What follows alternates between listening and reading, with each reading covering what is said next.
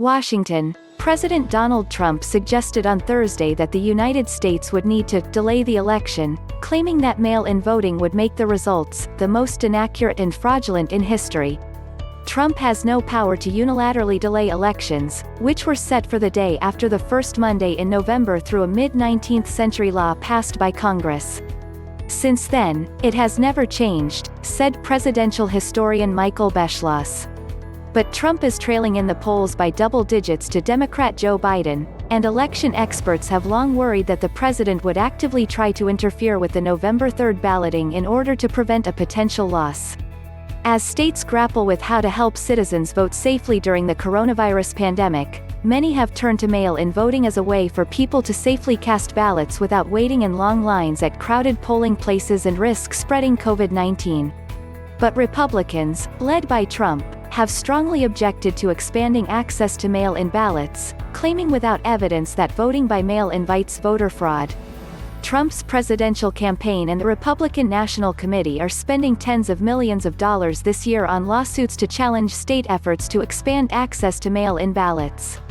Trump and several of his top aides all vote by mail, so the president has recently claimed that absentee mail-in ballots are totally different from other types of mail-in ballots, such as the ones that states could let voters apply for if they feared contracting coronavirus at a polling place. But experts say there is no functional difference between the two. Thursday is believed to be the first time Trump has publicly suggested delaying the November election, raising questions about the timing of his incendiary tweet. Moments before Trump tweeted, the Bureau of Labor Statistics announced that during the second quarter of this year, gross domestic product had fallen by a historic 32.9% annualized. The stunning figure, which is exponentially larger than any previous quarterly economic loss, was made worse by the news that new weekly unemployment claims also rose last week.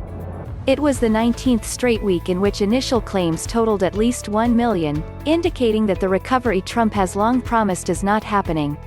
Instead, a new wave of coronavirus outbreaks has exploded in states that reopened early this spring. In the wake of these surges, commerce in parts of these states has ground to a halt, driven as much by individual fear of infection as by statewide closure mandates. A White House spokesman did not immediately respond to questions about Trump's tweet, and whether it was meant merely as a distraction from the bad economic numbers. Shortly after his bombshell tweet about delayed elections, Trump was back once again to tweeting about the protests in Portland, Oregon, and drug prices. This is a developing story. Please check back for updates.